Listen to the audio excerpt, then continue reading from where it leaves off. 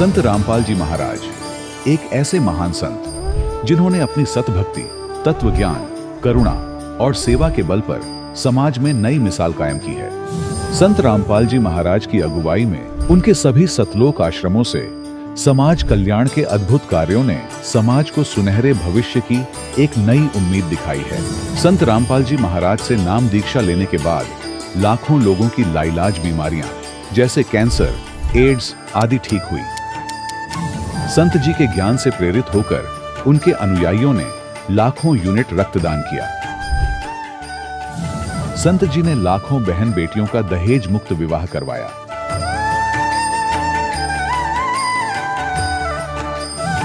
संत जी ने लाखों लोगों का नशा छुड़वाया, करोड़ों उजड़े परिवार बसे।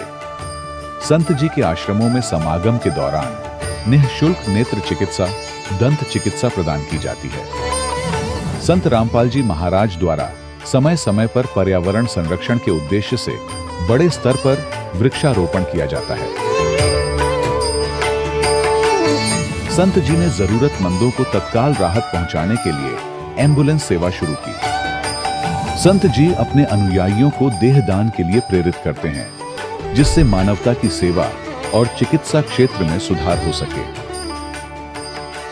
संत रामपाल जी महाराज के सभी आश्रमों में हर रोज निःशुल्क भंडारा आयोजित किया जाता है, जहां हर वर्ग, हर जाति और हर धर्म के लोग एक साथ बैठकर भोजन करते हैं।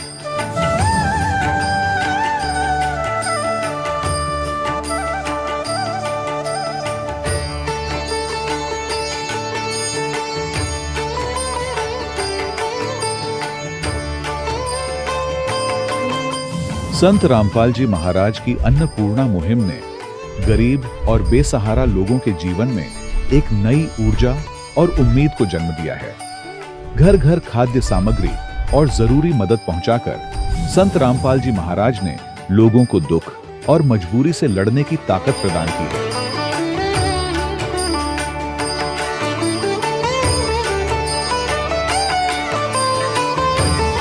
संत रामपाल जी महाराज द्वारा गरीब लोगों के लिए घर बनवाने का अद्भुत कार्य एक ऐसी मिसाल कायम कर रहा है जो सदियों सदियों संत जी की उदारता और दया भावना के तौर पर जाना जाएगा।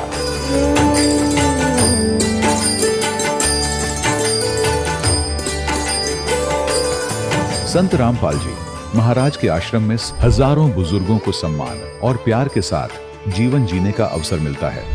उनके खाने, रहने और स्वास्थ्य की पूरी जिम्मेदारी संत रामपाल जी महाराज उठाते हैं। अनाथ बच्चों के लिए संत रामपाल जी महाराज के सभी आश्रम किसी वरदान से कम नहीं।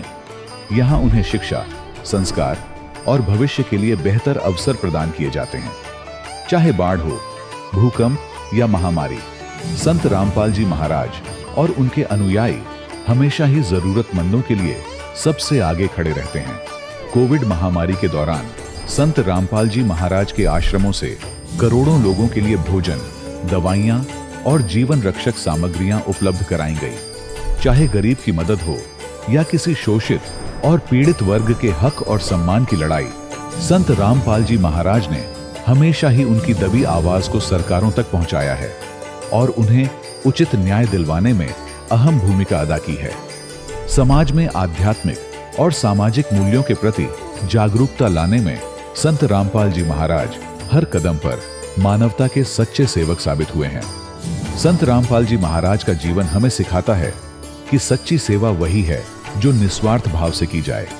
आइए हम भी इस महान सेवा के कार्य में इस महान संत से जुड़ें और संत रामपाल जी महाराज से नाम दीक्षा लेकर अपने जीवन को धन्य बनाएं।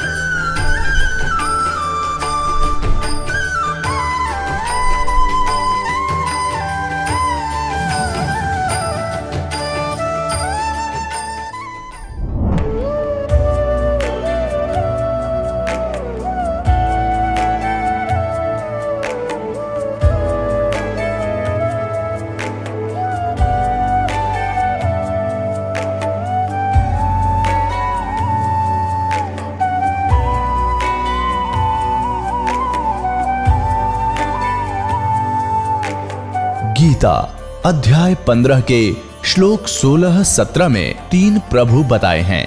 ये 3 प्रभु कौन हैं? किस प्रभु की शरण में जाने के पश्चात जन्म और मरण समाप्त हो सकता है? 3 प्रभुओं में सबसे उत्तम परमात्मा कौन है? कैसा है? उसका क्या नाम है? इन सभी गूढ़ रहस्यों को जानने के लिए अवश्य सुनिए जगत गुरु तत्वदर्शी संत रामपाल जी महाराज के अमृत वचन। सत साहिब दर्शकों, जीवन की कठिनाइयों और बीमारियों के बीच जब सभी रास्ते बंद नजर आते हैं, तब पूर्ण परमात्मा की विशेष मेहर एक नई आशा देती है। आज हम आपको सुनाएंगे प्रहलाद जी की कहानी, जो इस सत्य का जीता जागता उदाहरण है।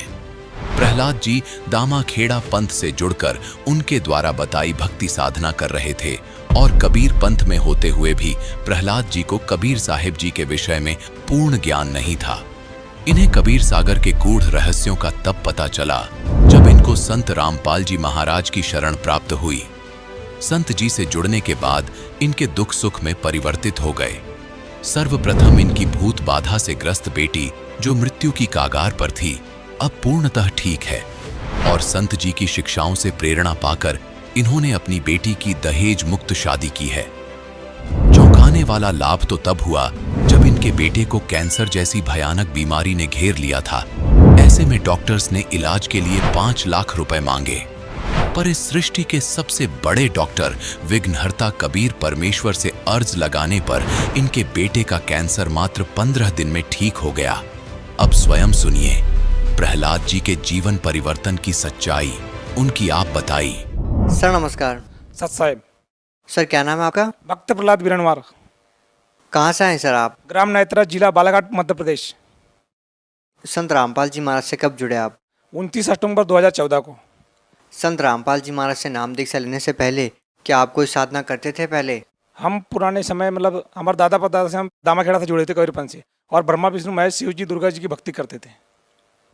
आप कबीरपंथी दामाखेड़ा से पहले ही जुड़े हुए थे और संत रामपाल जी महाराज जी भी कबीरपंथी है, तो फिर आपने संत रामपाल जी महाराज से नाम दीक्षा क्यों ली? आप पहले ही कबीरपंथी थे। रामपाल महाराज जी से नाम लेने का मतलब कारण ये हुआ कि परमात्मा जो वेद पुराण बाइबिल गीता के आधार पे जो मतलब कबीर साहब जो बोल के गए, मतलब बता के गए हैं, उस आधार पे जो भक्ति बता रहे परमात्मा, वो सदभक्ति बता रहे हैं। सर जो आप दामाखेड़ा से जुड़े हुए थे, कबीरपंथी संत से आप जुड़े हुए थे, हम आपसे ये जानना चाहते हैं कि आखिर संत रामपाल जी महाराज ने आपको ऐसी कौन सी बातें बताई जो आपको दामाखेड़ा पंथ में आपको सुनने को नहीं मिली? संत रामपाल महाराज जी ने हमें वो साधना भक्ति बताई जिससे हमें दामाखेड़ा में कुछ मतलब वहाँ का कोई आधार है नहीं, कि उसका शहर पर कुछ भी नहीं है। सर बात अगर आधार की जाए तो संत रामपाल जी महाराज ने जो आपको भक्ति विधि दी है उसका क्या आधार है? उस भक्ति का मोक्ष पाने का आधार है और आध्यात्मिक लाभ और मोक्ष पाना है, उससे अपना सतलोक घर लौटना है वो। सर देखिए, लोग भक्ति इसलिए करते हैं, गुरु इसलिए बनाते हैं ताकि उनको आध्यात्मिक सुख मिले, मानसिक सुख मिले, भौतिक सुख मिले। हम आपसे जानना चाहेंगे कि संत रामपाल जी महाराज से नाम दीक्षा लेने के बाद आपको क्या लाभ मिले? संत रामपाल जी महाराज जी से नाम लेने के बाद मेरी बेटी मर चुकी थी, समझो वो भूत प्रेत से परेशान थी। हम लोग अपनी जमीन जायदाद बेच के उसको सुधारने की कोई आराम नहीं मिला। हमको एक भगत जी हमारे गांव में, उनने बोले कि आप सत्संग सुनो और हमारे साथ चलो। आप उनके साथ हमने सुने, सत्संग सुने कुछ दिन तक। फिर संत रामपाल महाराज जी से नाम दीक्षा लिए। मेरी बेटी आज अच्छी हो गई और मैंने 17 मार्च में भी रमणी करवाया बैतुल आश्रम में आके। सर आपने रमणी का जिक्र किया। संत रामपाल जी महाराज अक्सर इस बात को लेकर सुर्खियों में भी रहते हैं कि वो दहेज प्रथा मुक्त एक भारत बना रहे हैं और अपने अनुयायियों की शादी बिल्कुल दहेज मुक्त कर रहे हैं। आपने अभी रमणी का जिक्र किया, ये रमणी क्या है? रमणी सर बिना दहेज के नहीं लेना है, दहेज किसी को देना नहीं है और मतलब फिजूल खर्च नहीं करना है। डीजे ड्रामा ये जो कर रहे हैं, हम जमीन बेच के कर रहे हैं, कहीं ब्याजी पैसे ला रहे हैं, वो कर रहे हैं, वो करके नहीं। संत रामायण वेद के शास्त्र के आधार पे रमणी करवाते हैं। सर आप कुछ रिपोर्ट साथ में लेके आए हैं, ये रिपोर्ट्स किस बारे में है? सर मेरे बेटे को कैंसर हो चुका था 27 अप्रैल को। मैंने डॉक्टर को बालाट में दिखाया, बालाट में कोई आराम नहीं मिला। फिर मैं नागपुर गया, नागपुर में BM गुप्ता डॉक्टर है, स्पेशलिस्ट है, उनसे मैंने दिखवाया तो उनने मुझे बोला कि आप MRI कराइए। MRI कराया, वहाँ से में 1 घंटे बाद जो रिपोर्ट आई उसमें कैंसर निकला। कैंसर निकले से मैं इतना परेशान हो गया, मैं घबराहट हो गया। घबराहट होने से मैं सर वहीं गिर गया पट से। तो डॉक्टर साहब ने मुझे रात भर अपने वहाँ रखा और रखने के बाद मेरे बेटे को मैं रात भर वहीं रुका। सुबह उन्हें आवेदन बनाए और मेडिकल हॉस्पिटल ले गया। मैं डॉक्टर साहब को बोला खर्च कितना आएगा, तो बोले 5 लाख रुपए आएंगे। डॉक्टर साहब मैं कहाँ से लाऊंगा 5 लाख रुपए?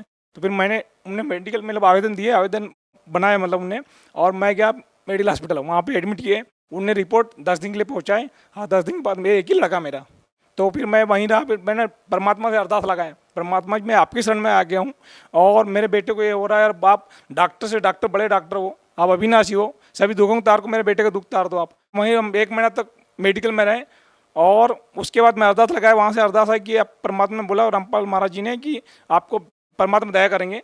मेरा बेटा 15 दिन बाद ठीक हो गया, और उसके बाद डॉक्टर ने पीठ ठोका कि यार ऐसा कैसा हो गया। उन्होंने जब वो रिपोर्ट करवाई, हमारे फिर से करवाए, उसमें पूरा नॉर्मल रिपोर्ट आई। ये रिपोर्ट है हमारे पास, ये रिपोर्ट है डॉक्टर BM गुप्ता की।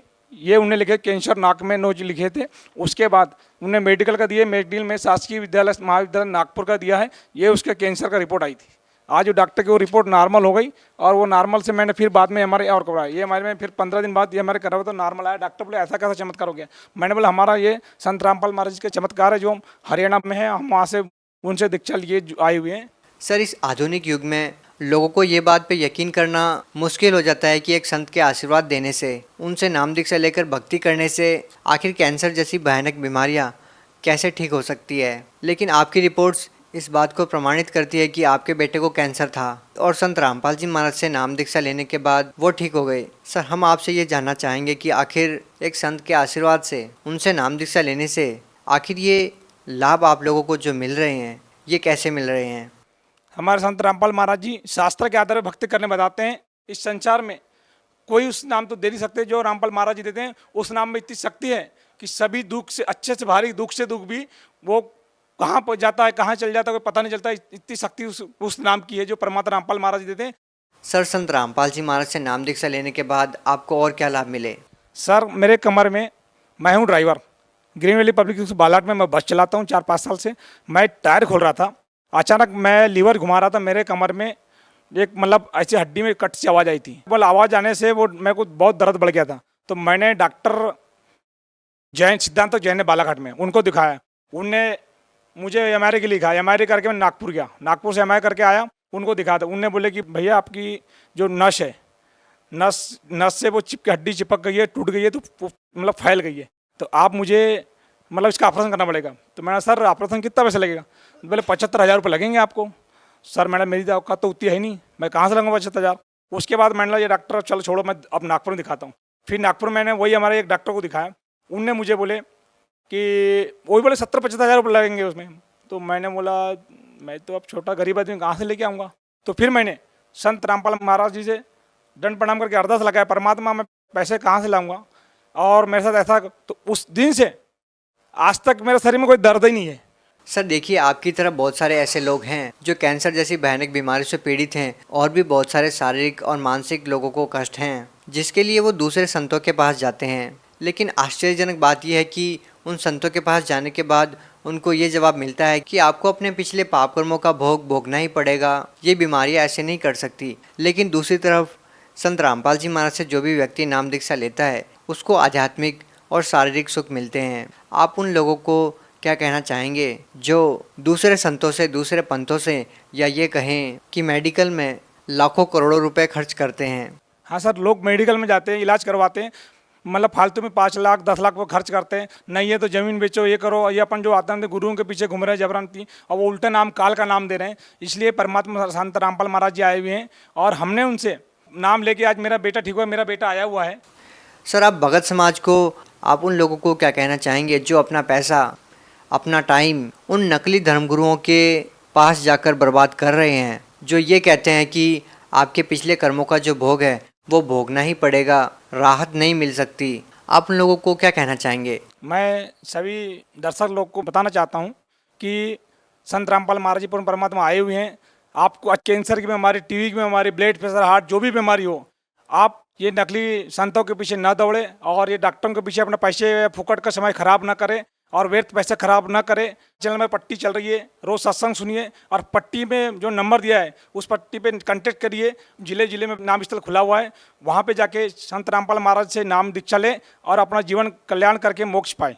जी धन्यवाद। सत्संग। दर्शकों, अभी आपने सुने संत रामपाल जी महाराज से दीक्षा प्राप्त करके सुखी हुए भक्त के अनुभव। अब देखिए जगत गुरु तत्वदर्शी संत रामपाल जी महाराज के मंगल प्रवचन। अपनात्मा देखो, अब जो भी कोई साधना कर रहे हैं वो हैं परमात्मा के बच्चे। किसी ना किसी जन्म में वो मालिक के साथ रहे। आगे साधना नहीं मिलती तो वो 84 लाख योनियों में चले जाते। और परमात्मा ने वहां भी दया करा दी अपने गरीबदास जी के माध्यम से। हरलाल का मन फेर दिया कि अभी भगत था यो, और यू बैल बन गया, इसकी दुर्भाग्य।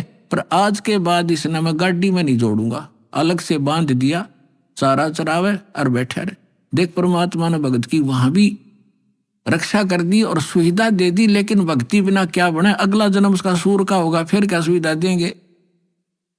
तो पुण्यात्माओं, ये सौभाग्य आपका, आपको अनमोल रत्न मिल रहा है, इसने संभाल कर रखियो। अब जो प्रसंग चल रहा था, दास आपको बता रहा था कि अब आपको वो अनमोल वस्तु मिल गई है जो आज तक किसी को प्राप्त नहीं हुई। आपका भक्ति धन थोड़ी ही साधना से अत्यधिक बन रहा, संग्रहित हो रहा है।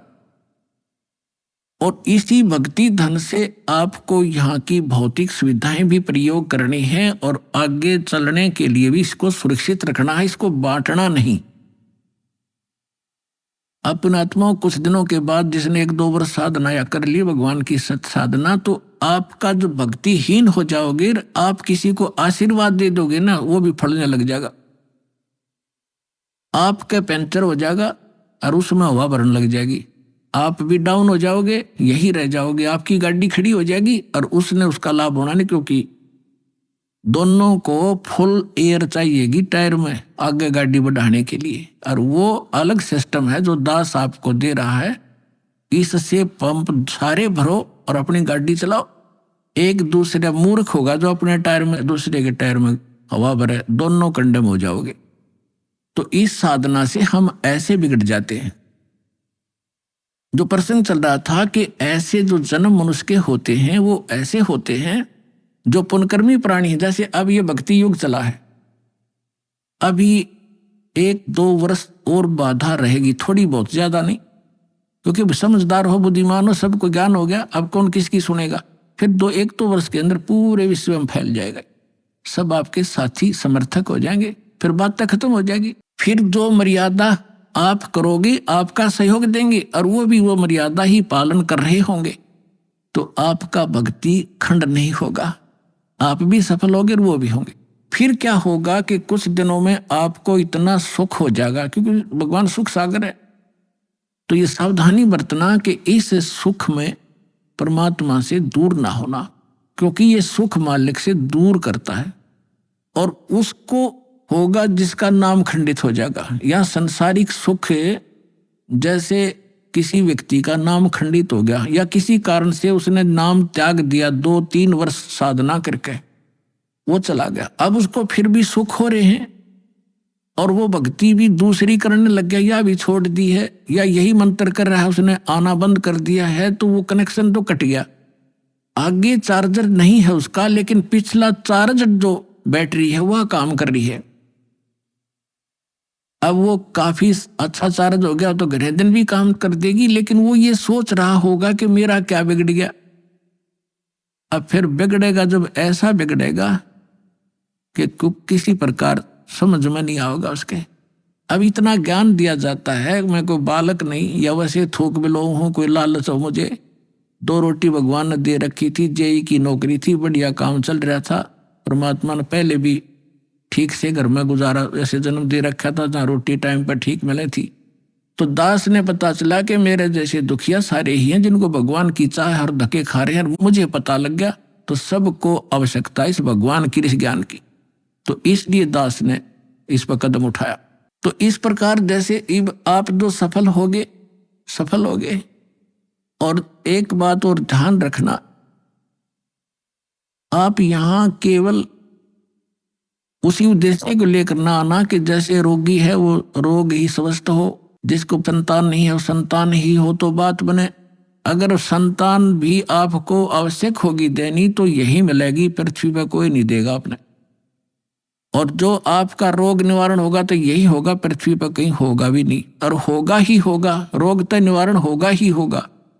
बाकी संतान भी परमात्मा अगर चाहेगा तो सब कुछ कर सकता है। उसका एक लंबा इतिहास है, फिर बताऊंगा, ऐसी बात नहीं। यहाँ हजारों ऐसे प्रमाण हैं जिनके 10-10 वर्ष, 12-12 वर्ष और 15-15, 20-20 वर्ष ब्याह न हो गए थे और बच्चा नहीं था। सारे सब आजकल तो सारे जो है ना ये भौतिक और सारे ट्रीटमेंट हैं, ये भी करवा के छक लिए थे मालिक ने, उनको भी संतान दे दी। ये तो कोई बड़ी बात नहीं है, लेकिन हमारा आपका मूल उद्देश्य मोक्ष हो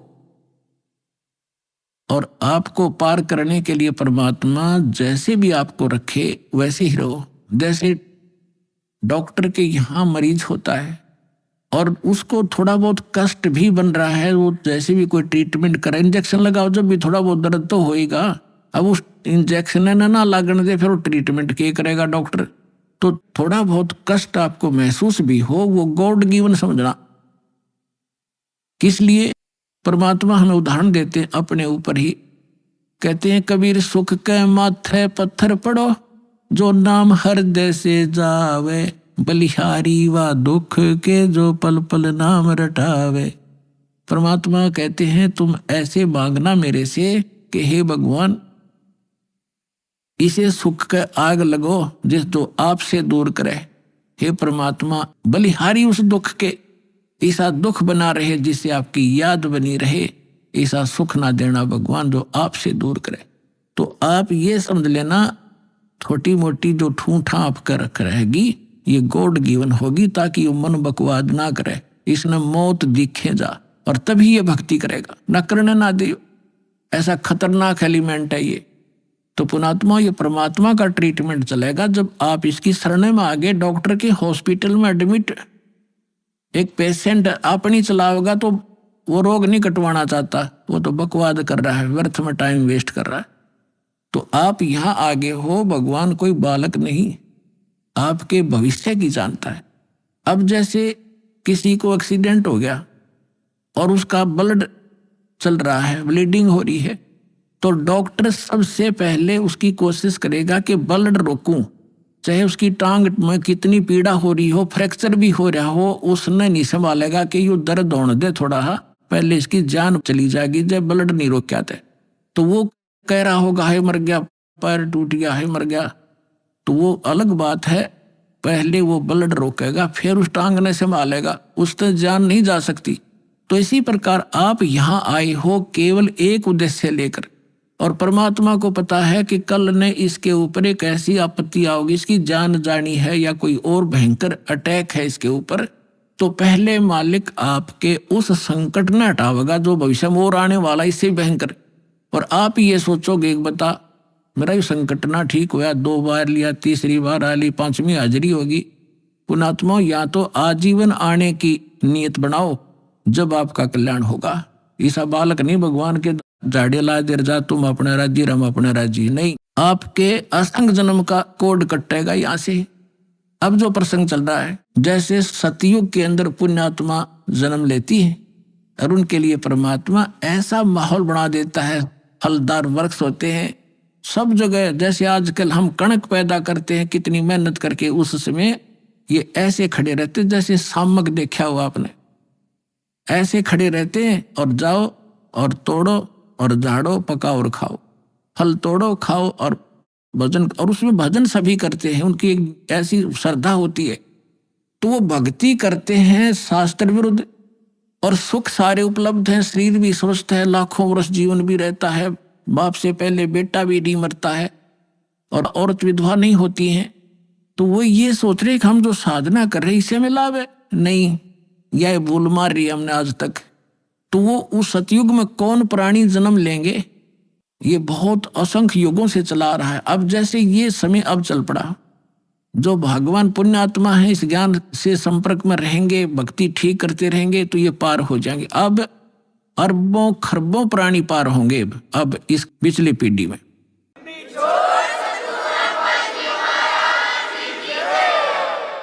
क्योंकि परमात्मा ने 3 युग इंतजार की है इस समय के लिए, और कैसे परमात्मा किस प्रकार ऐसे लुका छिपी करके और भक्ति बचा के लाए हैं, आप इस ज्ञान से परिचित होगे तब पता चलेगा।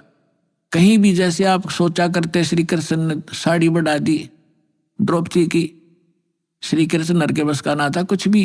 परमात्मा की श्रद्धा बनाए रखने के लिए परमात्मा कहते मैं ही सौछल छिद्र करता हूँ, वही उसी संत का रूप बनाकर चले जाते हैं जो जिस गुरु पर आश्रित है और उसका काम कर देते। भगत में आस्था बनी रहती है और वो ने सोचा मेरे गुरु से या इस साधना से ठीक हो गया, होता उसके पूर्व जन्म के संस्कारों से। तो परमात्मा ने इस भक्ति को बचा के जीवित रखना था, इसलिए आपको यहाँ तक लाए हैं। तो अब जो पार होंगे वो तो होंगे ही होंगे। मालिक का वचन है सकल सृष्टि प्रवानिक होई, पूरा विश्व और नाम लेगा, मोक्ष होगा। फिर क्या होगा कि लास्ट में फिर ये तो स्वभाव है इस गंदे लोग का, एक फिर धीरे धीरे चाहकर परंपरा बिगड़ना शुरू हो जाती है। तो उस समय लास्ट में जो भक्त भक्ति यही कर रहे होंगे लेकिन वो पार नहीं हो पाएंगे, उनकी संख्या भी थोड़ी नहीं होगी, बहुत लाखों और करोड़ों में होंगे जो पार नहीं हो सकेंगे, लेकिन भक्ति संग्रहित हो जाएगी उनकी जबरदस्त। तो वो फिर क्या करेंगे, काल के हाथ चढ़ेंगे। उन्हीं में से ब्रह्मा विष्णु महेश ये देव और ये सब बनाए जाएंगे, गणेश और ये जो जितने भी देवता हैं, इंद्र कुबेर वरुण धर्मराज, ये 33 करोड़ देवता इन्हीं में से सिलेक्टेड होते हैं। और फिर इनको ऊपर रखेगा, ऊपर के लोकों में इनकी पुण्य इनके साथ होंगे। फिर वहां इसका टैक्स है, अपना टैक्स अलग लेगा और अपना वह माल बेचेगा वो न्यारा। तो इनके पुण्य समाप्त जब हो जाएंगे फिर ये दोबारा सतयुग में जन्म लेंगे। वो पिछले वाले जो ऊपर लुटन लग रहे हैं वो इस सतयुग में आएंगे और अब वाले फिर काफी वर्षों के बाद वो आएंगे फिर सतयुग में। अब सतयुग में होंगे ये भक्ति संग्रहित प्राणी जो अब करेंगे शास्त्र अनुकूल साधना। अब मिली इनको, आज तक शास्त्र अनुकूल साधना नहीं थी। 4 युग का हिसाब लगा के देख लो, जब किसी के पास आज तक ये शास्त्र अनुकूल साधना हो या भक्ति की हो किसी ने, तो भक्ति अभी शुरू होगी। तो इनमें से बचे हुए फिर उसी गेड़ में आगे सतयुग में जन्म हुआ, फिर वही त्रेता में, द्वापर में, और फिर कलयुग के इसी समय में फिर दाव लगेगा इस मोक्ष का। और ईब चूकिए तो फिर वही चक्कर, इंद्र हजारों वर्ष युगों तक आप वह इंद्र की पोस्ट पर रहोगे, हजारों वर्षों तक देवताओं के स्वर्गलोक में अपना माल खाओगे, बर्बाद करोगे पूंजी को। और फिर यदि आगे भगवान फिर कोई संत नहीं मिले, इतने जन्म मनुष्य के होकर भी फिर आप 84 लाख योनियों में चक्कर खाओगे। तो ये आज का विषय था कि आज आपको वो दाव लगा है, इसको संभाल के रखना। आपको मानव शरीर प्राप्त हुआ है, आपको 600 वर्ष पहले परमात्मा आए थे तब भी आप मालिक के शरणों में थे। 64 लाख शेष थे, ये 64 लाख तक पहले आएंगे। उसके बाद फिर परमात्मा ने ये अपना प्रचार फैला दिया है। जैसे आपको बताया गया है कि ये वाणी उसको भी जैसे कागभूषण की कथा सुनाई थी, 6 महीने कथा सुनकर उसका थोड़ा सा असर हुआ कि नाम ले लूं, तो ये इतना प्रचार होगा इस वाणी का, आंधी सी उठेगी। तो वो जो टर्न वाइज भी जिनका नंबर मनुष्य का आया है वो कुछ दिन के बाद आ जाएंगे, शरण में आना पड़ेगा और इस प्रकार ये सबका मोक्ष होगा। बोलो सतगुरुदेव।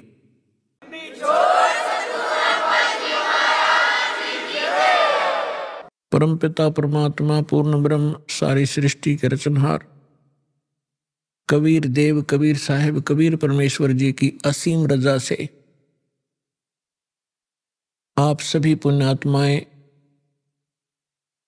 परमात्मा की महिमा को सुनने के लिए उपस्थित हुए।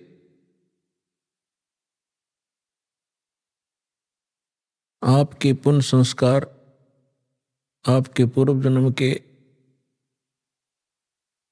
शुभ कर्म बहुत ही अधिक हैं, अत्यधिक हैं, तभी आपको परमात्मा की शरण मिली है। और ऐसे समय में आपका मानव शरीर है। ऐसे समय में परमात्मा ने यह समय पहले निर्धारित कर दिया था कि जिस समय 5500 वर्ष कलयुग बीत जाएगा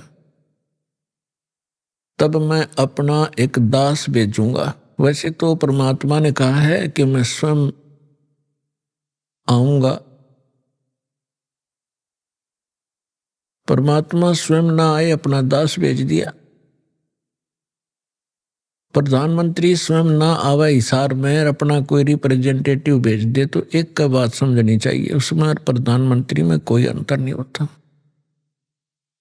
वो प्रधानमंत्री की सब पावर युक्त होता है और एक प्रांत को उस रिप्रेजेंटेटिव द्वारा मिलने वाली राहत पर्याप्त होती है। 600 वर्ष पहले परमात्मा ने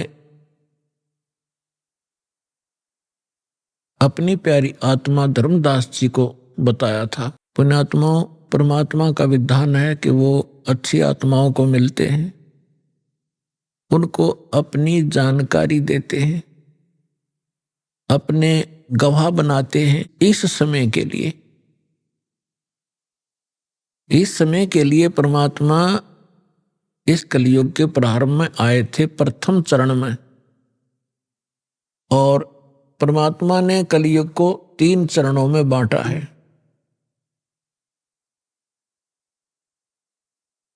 एक तो प्रथम चरण, जब परमात्मा सन 1398 से सन 1518 तक 120 वर्ष तक एक सिंपल मैन, सिंपल सिटीजन, आम नागरिक, साधारण नागरिक जैसा जीवन जी के उन्होंने हमारे लिए एक उदाहरण छोड़ा कि भक्तों, ये मेरी प्यारी आत्माओं, यदि आपने यहां से पीछा छुटवाना है तो यहां की सब बकवादों को सीमित कर देना, नहीं तो ये काल के, ये माया के चोज आपने असंख्यों बार किए हैं और ये आपको यहीं रख लेते हैं। और एक ये भी सिद्ध करना चाहा था परमात्मा ने कि ये ना समझना कि उस समय ब्राह्मण वर्ण जो था वो केवल भक्ति और ज्ञान प्रचार का अधिकारी माना जाता था, और हम यही मानते थे कि ब्राह्मण लोग ही भक्ति करते हैं, इन्हीं का अधिकार है, यही मोक्ष प्राप्त कर सकते हैं। तो परमात्मा ने सिद्ध किया था कि उस समय छुआछूत बहुत ज्यादा थी और जुलाहा जाति को बहुत ही हेय माना जाता था। शूद्र वर्ण में गिने जाते थे। परमात्मा ने यह सिद्ध करना चाहा था कि जाति और मजहब परमात्मा के पाने में कति आड़े नहीं अड़ता, वो न सहयोगी है न बाधक है। पूर्ण संत प्राप्त हो, सच्ची श्रद्धा से जो सत साधना करेगा, चाहे वो किसी वर्ण में जन्मा हो, अमीर हो या गरीब हो, निर्धन हो, सभी परमात्मा प्राप्ति कर सकते हैं और परमात्मा सबको सामान्य लाभ देगा। यदि राजा भक्ति कर रहा है और साथ में एक रंग कर रहा है, जब आध्यात्मिक सत्र का जो सहयोग होगा, परमात्मा दोनों को सामान्य देगा, कोई अंतर नहीं होगा। तो इसी प्रकार परमात्मा ने यह सिद्ध करना चाहा था कि टोटे में भक्ति करे सोए सही सपूत, ये मायाधारी मस्करे है न जाने कितने जालिए ऊत। टोटे में भक्ति करे, निर्धन दारिद्र होकर भी परमात्मा की आस्था जिसमें है, सोए सही सपूत, और ये मायाधारी मस्करे न जाने कितने जालिए ऊत, रावण जैसे। और परमात्मा कहते हैं राजा हो भावे रंग हो, निर्धन हो या धनवान हो, इंसान हो, स्त्री या पुरुष हो, परमात्मा प्राप्ति कर सकता है यदि उसको सतगुरु मिल जाए। तो पुण्यात्माओं, आप उन पुण्यात्माओं में से हैं जो आपको सतगुरु भी मिल गए।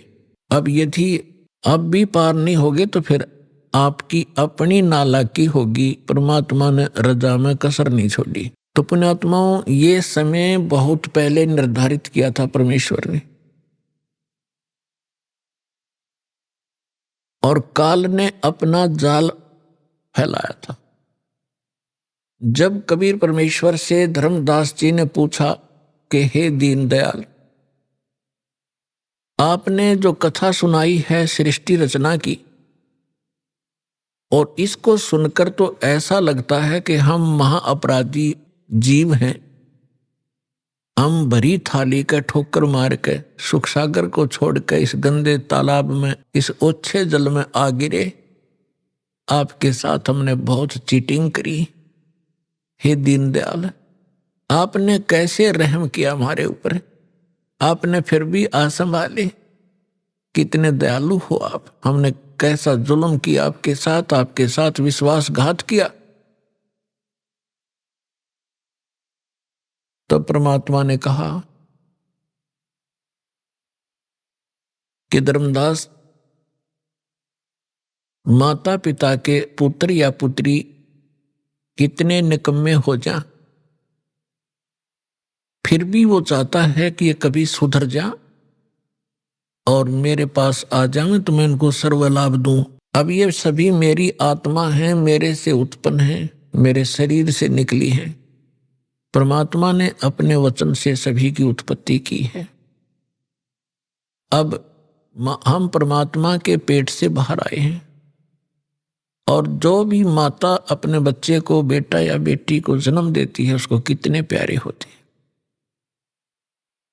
दास ने देखा एक माई का पुत्र बिल्कुल जन्म से अपाहिज था, लाल गिरती रहती थी, ऐसे बांगा टेढ़ा मुख था, और वो माँ उसको इतना प्यार करती थी, लाड करती थी, उसकी लार धो के और चूमती थी, प्यार करती थी। तो पुण्यात्माओं, हम उस परम पिता की आत्मा है जो हमारे लिए भटक रहा है। हम कितने निकम्मे हैं, कितने नालायक हो गए, फिर भी उसके हृदय में हमारी न्यारी कसक है। हमने क्या गलती की थी, ये सृष्टि रचना के द्वारा आपको बहुत बार बता रखी है। आज विषय दूसरा है, इस करके थोड़ा सा हिंट देंगे, जिसमें परमात्मा ने सतलोक, अलखलोक और ऊपर के अगम और अनामी लोग सभी उत्पन्न कर दिए अपने वचन से, अजर अमर। और परमात्मा ने सबसे पहले 16 पुत्रों की उत्पत्ति की, उससे पहले 16 द्वीप उत्पन्न किए, उनमें सबको रहने को कहा। उनमें से एक पुत्र अचिंत था, उससे कहा कि आप सृष्टि रचना करो। शेष उसको अपनी सामर्थ्य का आभास कराना था कि तुम कितने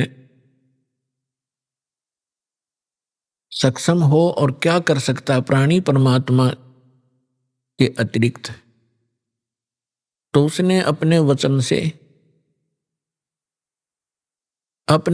से अक्षर पुरुष की उत्पत्ति की। श्रीमद् भगवत गीता अध्याय नंबर 15 के श्लोक नंबर 16 और 17 में 3 पुरुष हैं, सरपुरुष, अक्षर पुरुष और उत्तम पुरुष है तो अन्य। उसको परम अक्षर पुरुष यानी परम अक्षर ब्रह्म कहते हैं, जो श्रीमद् भगवत गीता अध्याय नंबर 7 के श्लोक 29 में गीता ज्ञानदाता कहता है कि अर्जुन,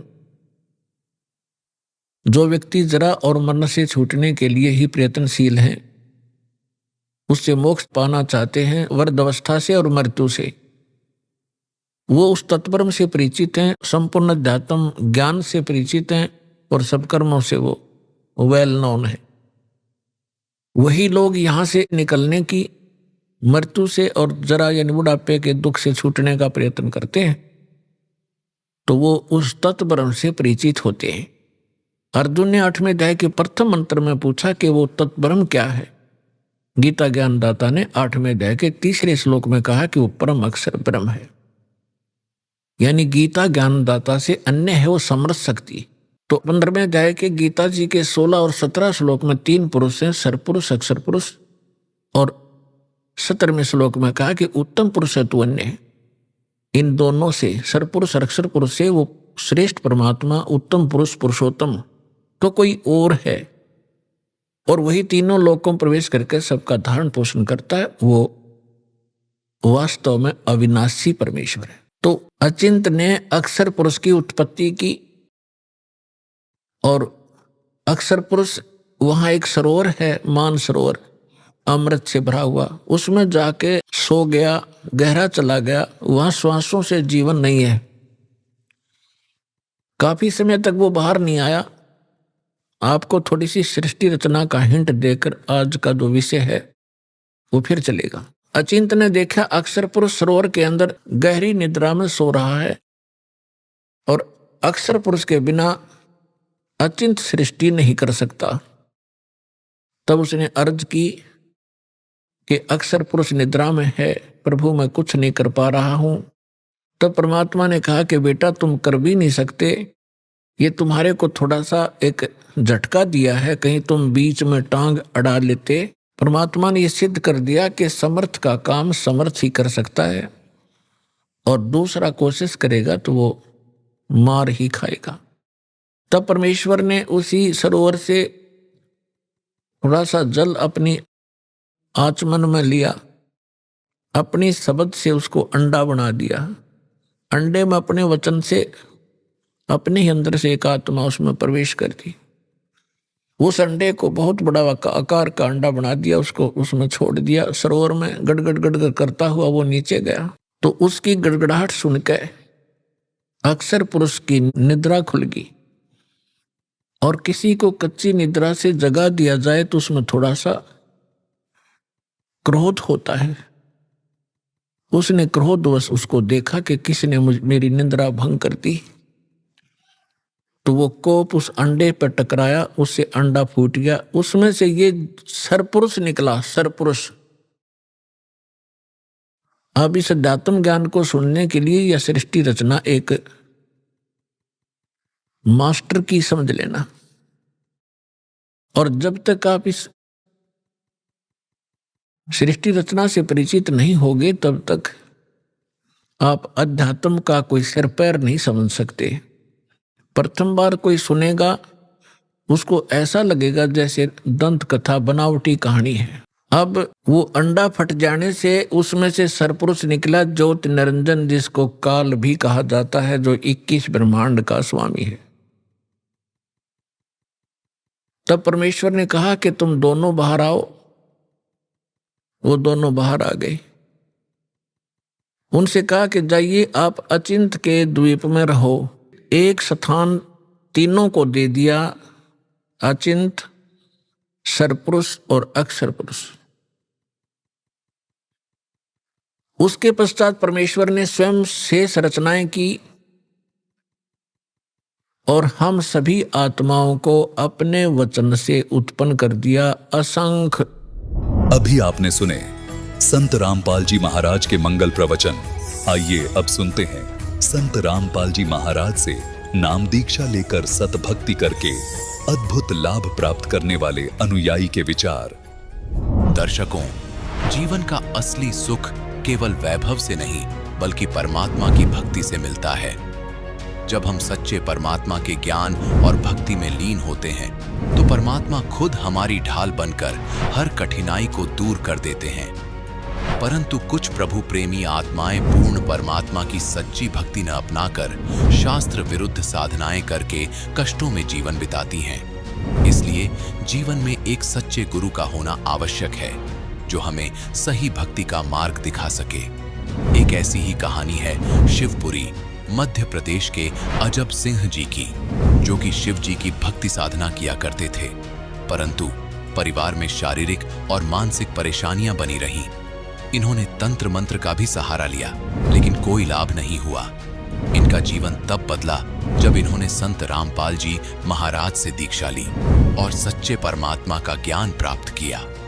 संत जी की कृपा से इनके जीवन के सारे दुख दूर हो गए और सच्ची शास्त्रानुकूल भक्ति साधना इनके लिए एक चमत्कार साबित हुई। दर्शकों, अब आइए सुनते हैं अजब सिंह जी की कहानी, उनकी अपनी जुबानी। नमस्कार सर। नमस्कार सर, क्या नाम है आपका? मेरा नाम अजब सिंह लोधी। कहाँ से आए हैं सर? मैं प्राणपुरा तहसील करहरा जिला शिवपुरी मध्य प्रदेश से आया हूँ। क्या काम करते हैं सर आप? सर मैं शिक्षक हूँ और 2009 में मेरी पोस्टिंग हुई है। सर, संत रामपाल जी महाराज से नाम दीक्षा आपने कब ली? सर 13 जुलाई 2014 को मैं संत रामपाल जी महाराज जी के शरण में आया हूँ। सर संत रामपाल जी महाराज से नाम दीक्षा लेने से पहले आप क्या भक्ति साधनाएं करते थे? सर मैं संत रामपाल जी महाराज की शरण में आने से पहले मैं शंकर जी की इष्ट को मानकर और उनकी भक्ति करता था।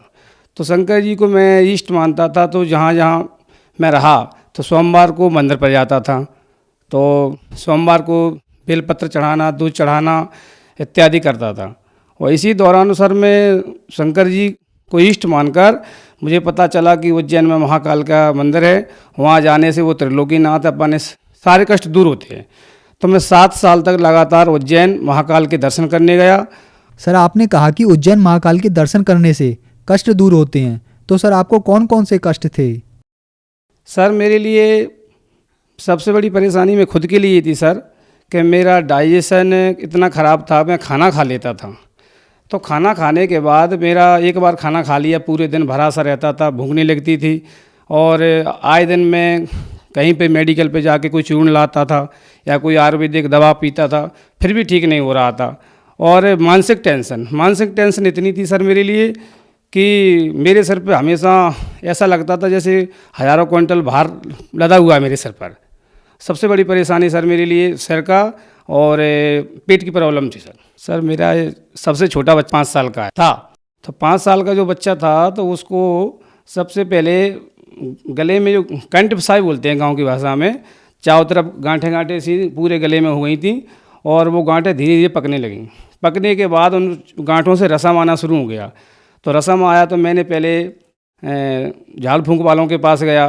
तो झाड़ फूंक वालों ने कई तंत्र विद्या बताई कि आप ऐसा करिए, आप ऐसा करिए।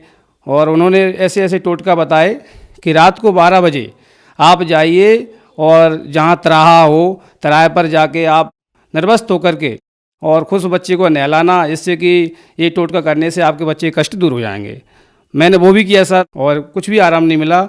इसके बाद फिर मैं मंदिरों पर गया, सब जगह यही कहते थे कि ठीक है आपके बच्चे ठीक हो जाएगा, और भभूत दे देते थे, झाड़ फूंक कर देते, फिर भी आराम नहीं मिला। तो मैं अपने बच्चे को लेकर डॉक्टर जी के पास गया कहरा। तो कहरा मैंने डॉक्टर जी को दिखाया तो उन्होंने कहा कि इस बच्चे को 1 साल की दवा चलेगी, आराम मिल जाएगा। मैंने लगातार इसको 7-8 माह दवा खिलाई, फिर भी आराम नहीं मिला। तो डॉक्टर ने कहा एक काम करिए आप झांसी दिखाइए। तो हमारे पास झांसी पड़ता है, तो मैं बच्चे को लेकर झांसी गया। तो झांसी में लेने के बाद वहाँ डॉक्टर जी को दिखाया तो उन्होंने जांच की कि बच्चे का 1 साल इलाज यहाँ चलेगा। फिर भी आराम नहीं मिला सर मेरे लिए, छोटे बच्चे को। फिर इसी दौरान मैं इस बच्चे को वहाँ लाया गांव वापस, और गांव से लेने के बाद एक जंगल पड़ती है हमारे यहाँ से बहुत दूर, वहाँ एक स्थान है, बोले यहाँ जाइए आप, इसकी परिक्रमा दिलवाइए और इस परिक्रमा को देने से आपके बच्चे के सारे कष्ट दूर हो जाएंगे। एक बार आके आपको कन्या भोज कराना है और यहाँ पे ढाक बजवाना है। ढाक मतलब गाँव की भाषा है, वो दही वगैरह खिलवा के कन्या भोज करवाना होता है सर। तो मेरे बच्चे इसको मतलब आराम नहीं मिला। और इसके बाद सबसे बड़ा वाला बच्चा है, उस बच्चे को सर इन्फेक्शन था पेट में, कि उसका इन्फेक्शन ऐसा था कि महीने में 10 दिन तो हो ही जाता था। लीवर में इन्फेक्शन था कि जब कुछ भी खाना खाता था पेट दर्द होता था, उल्टी हुई पेट में आराम, फिर खाना खाता था पानी भी पिए भले वो, तो इसके बाद पेट दर्द हुआ, उल्टी हुई, फिर आराम हो जाता था। ऐसा चलता रहा तो बिल्कुल कमज़ोर होता गया। कमज़ोर होते होते उसको भी मैंने दिखाया, तो डॉक्टरों के पास उसको भी ले गया। तो बताया कि नहीं इस बच्चे को मतलब झांसी ले जाइए। पर उसको भी मैं झांसी ले गया। तो झांसी ले जाने के बाद डॉक्टर ने अल्ट्रासाउंड किया, तो अल्ट्रासाउंड में रिपोर्ट नील, बोले कुछ नहीं, थोड़ा सा इन्फेक्शन है, ये दवा ले आराम मिल जाएगा। फिर मैं घर आया, वही प्रॉब्लम फिर सर मेरे लिए। आकर मैं थक चुका सर, दोनों बच्चे बहुत बीमार। इसके साथ सर मेरी पत्नी को भी सर सबसे बड़ी प्रॉब्लम क्या थी कि मैं खुद उनको कहीं पर भी ले जाता था, तो भले 1 किलोमीटर गाड़ी से जाते थे, तो उनका सबसे बड़ी प्रॉब्लम सिर दर्द का साथ। कहीं पे प्रोग्राम में जाते थे शादी में या, तो सिर बांध के लेट जाती थी। प्रोग्राम तो अलग चला गया, मगर 1 घंटे 1.5 घंटे वो सिर बांध के रोती थी, सिर दर्द इतना होता था कहीं पे भी जाए सर। तो ये प्रॉब्लम सबसे ज़्यादा प्रॉब्लम थी उनको। और दूसरी बात पेन का सर, पेन का बहुत बड़ा उनको परेशानी थी कि यहाँ से घुटने से लेके और इधर कमर तक पेन होता था उनको। पेन होते होते मतलब इतना, कई बार रात में सर 12 बजे हो जाता था, तो सुबह तक जो मान के चलो मैं भी नहीं सो पाता, तो रोती थी कि डॉक्टर कहाँ से जाए। सुबह हुआ डॉक्टर के पास दवा ले, आराम। 2 दिन बाद फिर पेन दर्द होता था, तो फिर पेन हुआ, फिर दवा ली। सर मेरे ऊपर बिल्कुल ये मान लो कि कहर टूटा था सर। आए दिन और मेरे घर में कई प्रकार की दवाइयाँ लाइन लगी रहती थी। तो आज ये डॉक्टर जी के पास गए, ये दवा 3 दिन खिलाई और चेंज कर दी, फिर दूसरी लाई। मेरे अलमारी में दवाई भरी रहती थी, सब जगह थक चुका था और मेरी समझ में नहीं आता था कि आखिर में मुझे क्यों आराम नहीं मिल रहा है, मेरे पर क्यों इतने कष्ट आ रहे हैं। तो सर आपने बताया कि आपकी पूरी फैमिली में बहुत कष्ट थे, आप पर दुखों का पहाड़ टूट गया था। आपने जगह जगह घूमकर उनका इलाज कराने की कोशिश की, पितरों से, पंडितों से, मंदिरों में, डॉक्टरों से। आपके दोनों बच्चे, आपकी वाइफ, सभी परेशान थे। तो फिर संत रामपाल जी महाराज की शरण में आप कैसे आए? सर परमात्मा की दया से मैं तो कुछ समझता नहीं था कि मैंने ये सोच लिया था कि हो सकता है कि मेरे कर्मदंड हैं, ऐसा बताया जाता था। बट उसी दौरान मेरे मित्र हैं एक रतलाम में, तो उनने मेरे लिए बताया कि अजय आप एक काम करो कि मेरे साथ चलिए आप। ये कहाँ पे? उन्होंने बताया कि हरियाणा में संत रामपाल दास जी महाराज हैं और वहाँ के आश्रम में चलिए और वहाँ नाम दीक्षा लेकर के उनके बताए अनुसार भक्ति करने से सारे कष्ट दूर हो जाते हैं। तो मैं सर उनके कहने से मैं आश्रम पहुँचा। तो आश्रम पहुँचते ही मैंने वहाँ देखा और ज्ञान समझा। वहाँ पे बहुत बड़ा बोर्ड लगा हुआ था, तो उस पर लिखा था गुरु दीक्षा लेने से पहले आवश्यक नियम।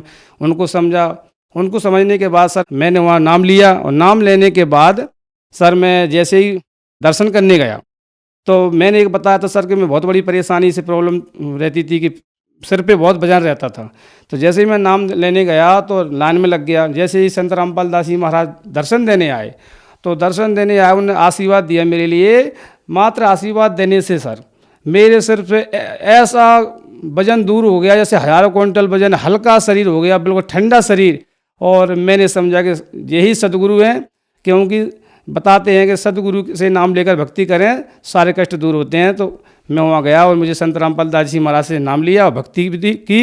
इसके बाद सर धीरे धीरे मैं घर आया और घर आके फिर मैं अपने बच्चों को लाया। पहले छोटे वाले बच्चे को लाया जिसको गले में कंठ फंसाई थी, उसको लेके गया। मैंने गुरु जी से प्रार्थना की तो संत रामपाल दास जी महाराज जी ने कहा, बेटा कोई बात नहीं, इसको नाम दीक्षा दिलवाओ और भक्ति करें, परमात्मा दया करेंगे। तो फिर उस बच्चे को भी दीक्षा दिलवाई। फिर दूसरी बार आया, बड़े वाले बच्चे को लाया तो उनने भी दीक्षा दिलवाई। तो परमात्मा की, गुरु जी के, संत रामपाल जी महाराज की दया से उनको भी आराम मिला।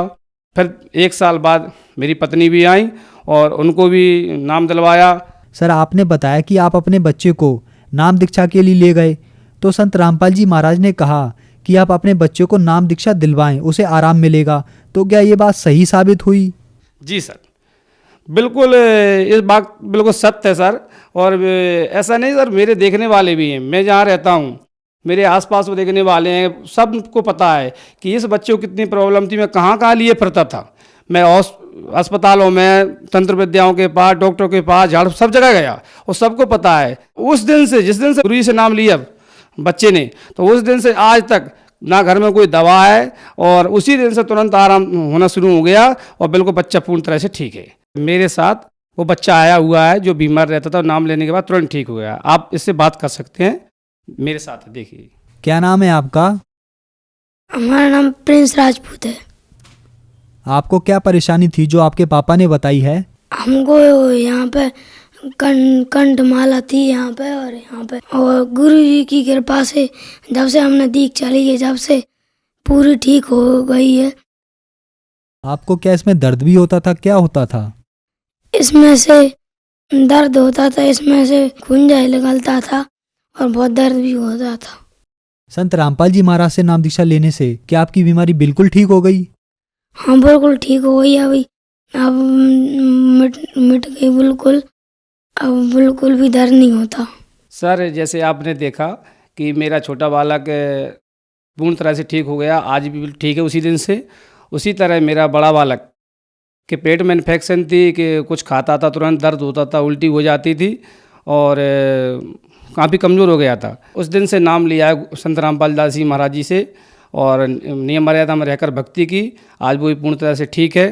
और मेरी पत्नी को 3 प्रॉब्लम थी सर, मैंने अभी बताया था। एक तो पेन होता था, यहाँ से लेके अंदर हड्डी में पेन होता था, इतना पेन होता था कि रात को मैं सोता था कई बार तो वो दर्द के मारे बताती नहीं थी, दूसरे कमरे में जाती थी तो पूरी ताकत से कपड़े से बांध के रखती थी और रोती थी, पर मुझे बताती नहीं थी कि अभी ये नींद खुल जाएगी, परेशान होंगे। नाम लेने के बाद तुरंत ठीक हो गया। और सिर दर्द ज़्यादा पहले से होता था, लगभग मुझे ऐसा पता है कि शादी होने के बाद जैसे ही आई यहाँ तो तब से ही उनको सिर दर्द होता था। तो सिर दर्द की प्रॉब्लम भी बहुत ज़्यादा थी और तुरंत ठीक हो गया उनका नाम लेने के बाद संत रामपाल दास जी महाराज से। और इसके बाद सर तीसरी घटना क्या हुई कि नाम लेने के बाद मेरी पत्नी को एक बार ब्लीडिंग शुरू हुई 1 माह बाद। तो ब्लीडिंग शुरू हुई, इतनी ब्लीडिंग हुई कि एक बार मैंने खुद बाथरूम में जाके देखा तो पूरी बाथरूम भरी हुई थी ब्लड से, खून ही खून था। तो मैंने कहा ये क्या हो गया, मैं आश्चर्यचकित हो गया कि ये क्या हुआ। तो इतना ब्लड निकला कि मैं घबरा गया और प्रार्थना लगाई। तो संत रामपाल दास जी महाराज जी ने कहा कि परमात्मा दया करेंगे और भक्ति करो। तो फिर मैं हॉस्पिटल लेके गया। हॉस्पिटल मेरे लोकल कहरा में हॉस्पिटल है, मैं वहाँ गया तो मैडम ने दवा दी और बोला कि इनको आप झांसी ले आइए। मैं झांसी लेके गया, झांसी बड़ा है हमारे यहाँ 50 किलोमीटर दूर पड़ता है। तो वहाँ मैं बड़े डॉक्टर के पास ले गया तो उन्होंने चेकअप किया और चेक करने के बाद वो हैरान थे कि बताइए इतनी बड़ी प्रॉब्लम थी ये तो कि इसको तो बेहोश हो जाना चाहिए थे। ब्लड चेक किया, CBC जांच की, उसमें सही प्रकार की जांचें की तो उसमें आया कि मैंने कहा सर इतना ब्लड निकला। तो उन्होंने जांच किया कि ये चल फिर कैसे रही है ये महिला, बताइए आप कि इस महिला को तो बेहोश हो जाना चाहिए था और ये तो बहुत बड़ी प्रॉब्लम थी, इनकी जान भी जा सकती थी। तो मैंने कहा ये तो परमात्मा की दया है, संत रामपाल दास जी महाराज की दया से वो बिल्कुल कांटे में टल गई, क्योंकि इतनी बड़ी डॉक्टर ने बताया कि इतनी बड़ी परेशानी थी ये और इससे जान भी जा सकती थी। वो जो बेहोश नहीं हुई अभी तक, जीवित कैसे हैं, होश में कैसे हैं, इतनी ब्लड निकला हुआ है इनका। तो संत रामपाल दास जी कृपा से मर्यादा में रह के भक्ति कर रही थी, नाम ना लिया हुआ था, इसलिए संत रामपाल दास जी महाराज की कृपा से बहुत परेशानी टल गई। उसी दिन से आज दिन तक वो पूर्ण स्वस्थ हैं। 3 बीमारी परेशानियां थी वो भी दूर हैं और वो ठीक हैं। मेरे लिए खुद के लिए पेट का था सर, मैं पेट में प्रॉब्लम थी, इन्फेक्शन मान लो या पेट फूल जाता था। मैं कुछ भी खाना खाता था तो मैं भी कमज़ोर होता चला गया। तो मैं जब से मैंने नामदान लिया है तो बहुत अंतर आया है। नहीं मैं खाना खाता था, सुबह खाना खा लिया, शाम तक पेट भरा हुआ रहता था। मेरा डाइजेशन इतना ख़राब था, एक बार खाना खा लिया ऐसा लगता था कि अब खाना नहीं खाने नहीं है। शाम हो गए, एक आध रोटी शाम को खा ली तो ठीक है, और नहीं बस मैं ऐसे पेट फूल जाता था मेरा।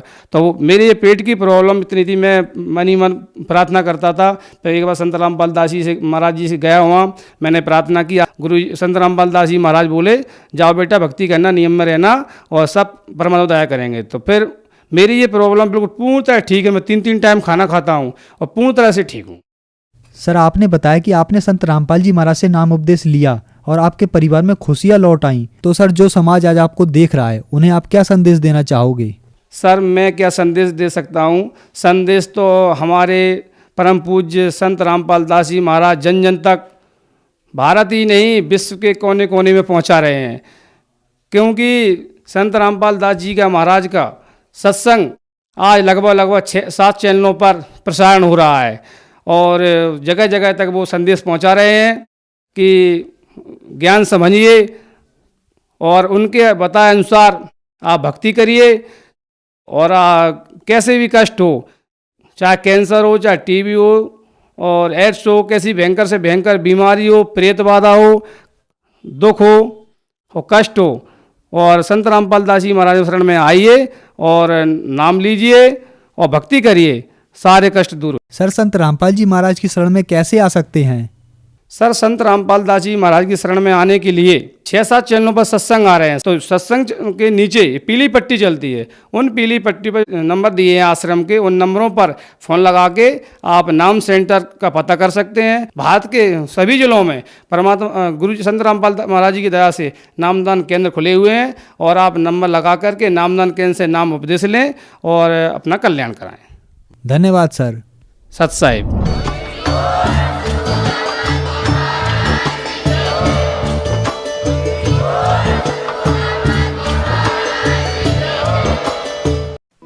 आप सुन रहे थे जगत गुरु तत्वदर्शी संत रामपाल जी महाराज के मंगल प्रवचन। अधिक जानकारी के लिए संपर्क करें।